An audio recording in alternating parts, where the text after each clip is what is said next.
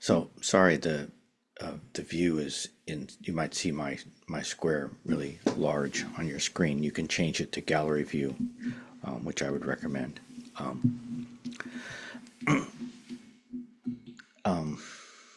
Hi everybody. Good morning. This is Kurt coming from near the East Coast. I'm actually well over an hour and a half from the ocean, but still, it's considered the East Coast. In Maryland, Rockville. This morning I want to talk about chanting practice, and I specifically want to talk about one particular chant, which is usually just called the Kwanseum Bosal Chanting. But when we chant, when we do any kind of chanting practice in our tradition, it's kind of obvious, but it might not be. It might be so obvious that we don't think about it. That when we do chanting practice, we are, in fact, we are speaking the Dharma. All of the chants that we do either come directly from the sutras, or they come from distillations taken from teachings from the sutras that have been put together by very, very greatly realized teachers. And there's another aspect to the chants that we do, which is that they're not just things that we make up ourselves, but rather they're practices that we share together with many other people. And so whenever we do chanting, we are practicing the first three kinds of mindfulness that the Buddha taught, which is mindfulness of Buddha, mindfulness of Dharma, and mindfulness of Sangha.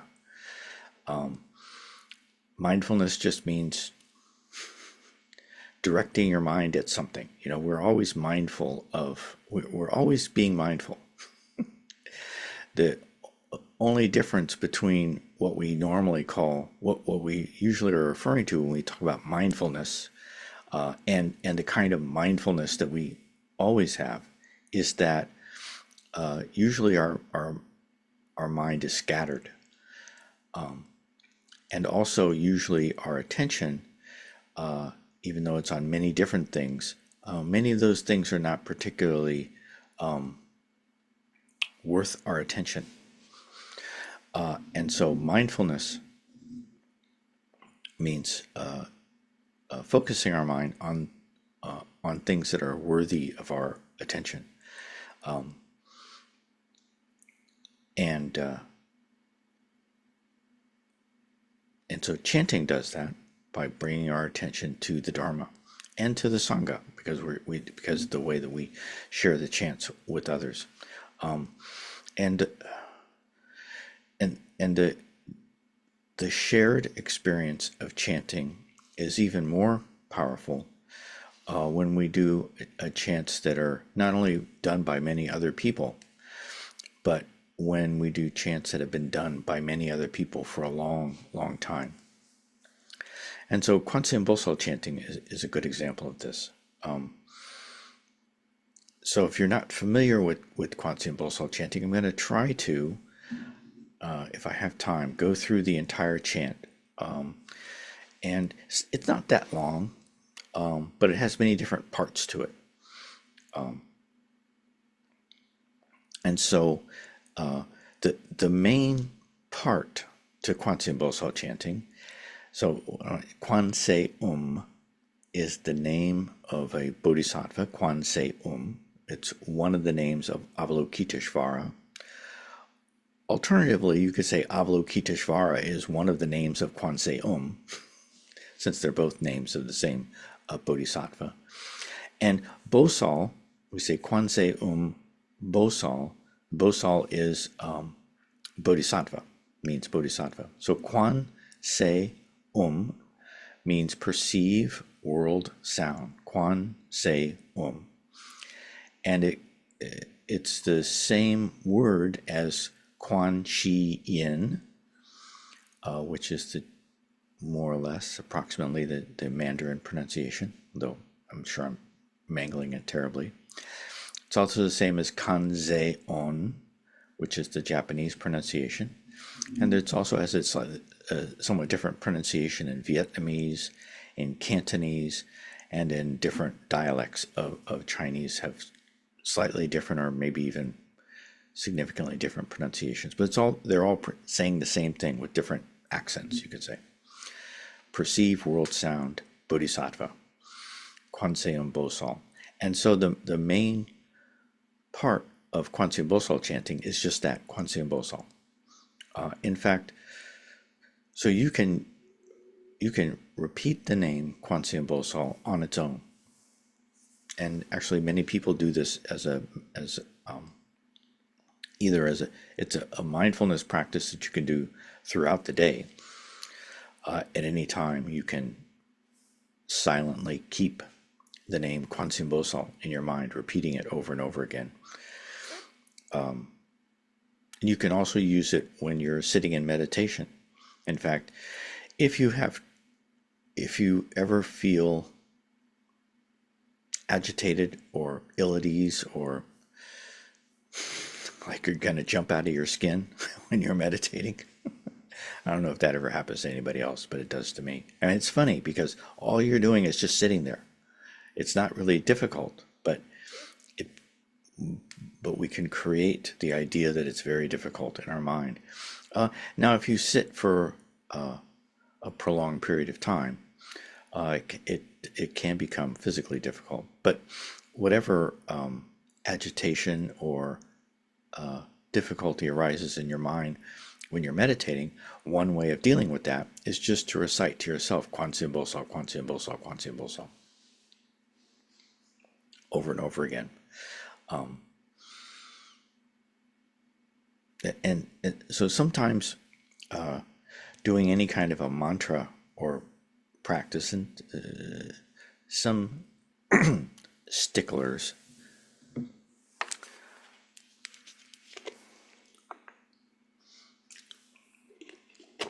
stickler is anybody who thinks something is important that you don't think is particularly important, right?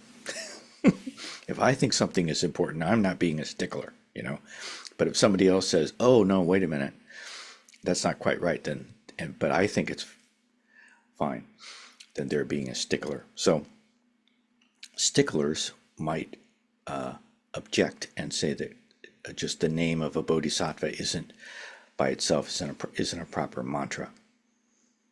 Whatever. You can use it as a mantra practice. And again, some sticklers will say that using a mantra during meditation isn't really very proper. And then also sometimes people will say, well, it's okay for people who aren't very good at it, who aren't very good at meditation. Yeah, and so usually the shorter the mantra, the lower down the scale you are. So maybe if you can do a really long mantra while you sit in meditation, and that's maybe respectable. But a short mantra like Kwanseum Bosal is for people who have very short attention spans and great difficulty in sitting meditation. And so I've made great use of it over my years of practice. There have been times when I've relied very, very heavily on it to keep me going. But anyway, so you can always do Kwanseum Bosal, and that's the main. So when we do Kwanseum Bosal chanting, it's a more elaborate practice, but the main part of it is still just the repetition of the name of the bodhisattva. Now, just a little bit more on the name of the bodhisattva. So perceive world sound. The sound that Kwanseum Bosal perceives is the sound of the suffering beings throughout the entire universe. So, and to perceive it means to not turn away from it. And so Zen Master Dae-ga is very big on this teaching of not turning away from anything. And in a world full of suffering, which is the world that we live in, there really is nowhere that you could turn away from suffering, and yet we try.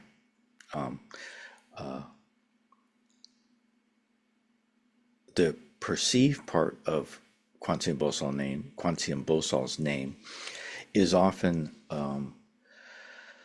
because she's perceiving sound. So her practice is listening to the sound of the suffering of all beings throughout the universe. And so that's compassion. To never turn away from suffering is compassion. So she is all bodhisattvas and all Buddhas are embodiments of compassion. But there are many, many, many Buddhas and bodhisattvas. Different Buddhas have different directions associated with them: east, west, north, south, colors and qualities and characteristics and certain practices and everything. And it becomes very complicated. And it becomes so complicated that it's actually good to have one bodhisattva whose primary job is the fundamental basis for all bodhisattvas and all Buddhas, which is compassion. There are actually other,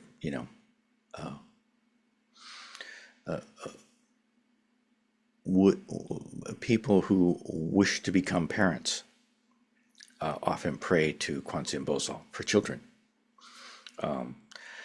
But she's not the goddess of childbearing, although she kind of is when you're praying to her in that particular sense. But she's not limited to any specific role. Anyway, so, I'm going to try to get through, I'm going to see how far I can get through the chant. So the beginning of the chant, before you get, so there's a kind of an introduction, a grounding that is done at the beginning of the chant before you get to the main part, which is repeating the name over and over again. And so in Kwanseum Bosal Chanting, the first three lines are Namu, bul-ta, bu-jung, gwang-nim, bop-he. Namu, bul-ta, bu-jung, gwang-nim, bop-he. And if you've ever done Kwanseum Bosal chanting or heard it, it's usually that part is usually chanted very slowly with a very kind of elaborate melody, and it goes a little bit like this. I'm going to try this. I'm not going to drag it out as long as it usually is dragged out, but Namu bul-ta bu-jung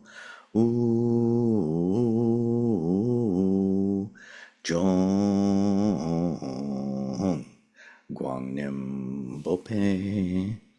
And people often drop the hey at the end.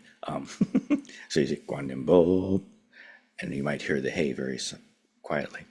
But you can just, if you're doing the practice on your own, which I do a lot, you can just say Namu bul-ta bu-jung gwang-nim bop-he. And then the next line is almost exactly the same. It's Namu dal-ma bu-jung gwang-nim bop-he. And the third line is Namu sunga bu-jung gwang-nim bop-he. The only thing that's different in those three lines is, first one is bul-ta, second line says dal-ma, and the third line says sunga. And you might think, oh, that sounds a little bit like Buddha, Dharma, Sangha, which is exactly what it is. So the first three lines of Kwanseum Bosal chanting are taking refuge in and paying homage to the Buddha, the Dharma, and the Sangha. And what it literally means is, I bow to all the Buddhas and their attendants who are present at our Dharma assembly. So even if you're sitting by yourself, and you do this chant as part of your practice, you're chanting as part of a Dharma assembly. That's the bop-he at the end is Dharma assembly. And literally what it means is that I pay homage to the Buddhas, all the Buddhas and their attendants who bring their light to our Dharma assembly. And that I pay homage to all the Dharmas and their attendants who bring their light to our Dharma assembly. And I pay homage to all the Sanghas and their attendants who bring their light to our Dharma assembly. And then the fourth line, and so you can do that if you want to chant the name of another Buddha or Bodhisattva. You can always start it by with those same three lines. Then generally, because there's a bunch of different chants that are associated with different Buddhas and Bodhisattvas, and a lot of them start with these same three lines. And then there's another line after that that's specific to Kwanseum Bosal chanting, where we say, I better make sure I don't get this wrong. Oh yeah, Namu, bo-mun, shi-hyeon, wol-lyok, hong-shim, dae-ja, dae-bi. Namu, bo-mun, shi-hyeon, wol-lyok, hong-shim, dae-ja, dae-bi. And when you're chanting it, it's kind of like Namu, bo-mun, shi-hyeon, wol-lyok, hong-shim, dae-ja, dae-bi. And then immediately after that is when you start chanting the name Kwanseum Bosal. Now this line, Namu, the first two syllables are Namu, which is, again, I pay homage to, or I bow to, or Zen Master Sung San used to always like to say, become one with.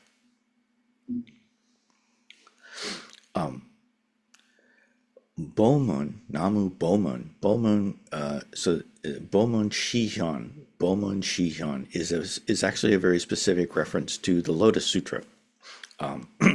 In the Lotus Sutra, Kwanseum Bosal plays a very prominent role. She has a whole chapter devoted to her in the Lotus Sutra, and many people, as another kind of chanting practice, like to recite that chapter of the Lotus Sutra. In fact, famous Zen teacher Shunryu Suzuki Roshi, his mother always sang the 25th chapter of the Lotus Sutra, and when she was just working in the house and just doing her motherly duties in the house, and it made a really profound impression on the future Zen master Shunryu Suzuki Roshi, hearing his mother chanting the 25th chapter of the Lotus Sutra. But in the 25th chapter of the Lotus Sutra, Kwanseum Bosal is referred to as the universal gateway. And that's what bo-mun means. Bo-mun means a universal gateway. And shi-hyeon means manifestation.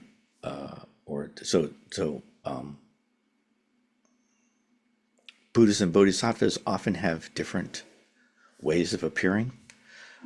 One way that Kwanseum Bosal appears often is with 1,000 hands and 1,000 eyes. One version of Kwanseum Bosal is when she appears wearing a white robe. So that's the white-robed Pinyin, or the white-robed Kwanseum Bosal. In the Lotus Sutra, she's referred to as the universal gateway. And so when you're specifically referring to Kwanseum Bosal as she appears in the Lotus Sutra, she's referred to as bo-mun shi-hyeon. That's the universal gateway manifestation of Kwanseum Bosal. And then wol-lyok hong-shim means her vows are very strong, very deep, and very wide. And in the which is important in Lotus Sutra, Kwanseum Bosal vows to always respond to anyone who calls upon her by name. And then the last four syllables are dae-ja, dae-bi. So namu, bo-mun, shi-hyeon, wol-lyok, hong-shim, dae-ja, dae-bi. And dae-ja, dae-bi means great. Well, it means great compassion and great compassion. Dae-ja and bi are two different. So actually, in Buddhism, there's two somewhat different ways of referring to compassion. If you know a little bit of Pali or Sanskrit, or even just have heard Buddhist terminology, there's metta, which is one way of referring to compassion, and there's karuna. And it's quite likely, if you've hung around with Buddhists long enough, that you've heard both these terms, metta and karuna. And metta, or maitri, is more is a little broader compassion, whereas karuna, or so the ja in dae-ja, dae-bi, the ja is the maitri or metta, and the bi, and dae means great, so it's great compassion, great compassion. But in sometimes it's translated into English as great love, great sadness, because the bi in dae-ja, dae-bi refers to karuna, and that form of compassion is a little more specific, and it's the compassion that one feels for those who are suffering. So if you feel compassion for all beings, that means you feel compassion for them even when they're not suffering. And which means that when other beings are happy, you share in their happiness, which is a good practice in and of itself. But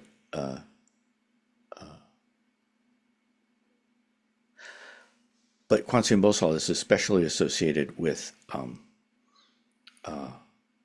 compassion for suffering beings. And so both she and also Amitabha Buddha is often referred to as dae-ja, dae-bi, great love, great love, great sadness. And in modern Chinese, this word bi, which is pronounced somewhat differently in Mandarin, this is bi is the Korean pronunciation, but it's usually just in modern vernacular speech, it generally just means sadness. So it's appropriate to say that dae-ja, dae-bi means a great love, a great sadness. It's the sadness that's felt by anybody who doesn't turn away from the suffering of all beings in the universe.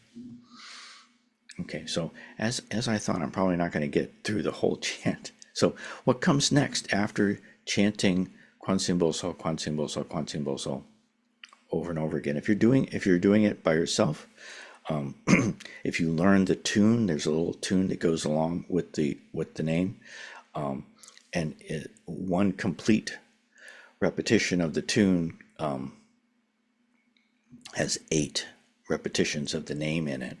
And so if you learn the Kwanseum Bosal, Kwanseum Bosal, Kwanseum Bosal, Kwanseum Bosal, Kwanseum Bosal, Kwanseum Bosal, Kwanseum Bosal, Kwanseum Bosal. If you learn that tune, then you can just keep track of how many times you repeat the tune. If you want to, it's not a bad idea to keep track, to repeat a certain number of times. And often when people are chanting together, they'll just at most do 108 repetitions, but you can do as many as you want when you're sitting by yourself. And then after repeating the name, then there's a series of mantras that are chanted that are all really wonderful. One of the great things about learning Kwanseum Bosal chanting is there's these 5 really beautiful and powerful mantras that you learn. And then at the very end, I'll save that for another Dharma talk. Anyway, I think more than anything else, just chanting the name of Kwanseum Bosal is a great practice. And learning the Kwanseum Bosal chant is a way of supercharging, basically, the power that's already inherent in repeating the name of Kwanseum Bosal. So thank you for listening, and thank you for your practice.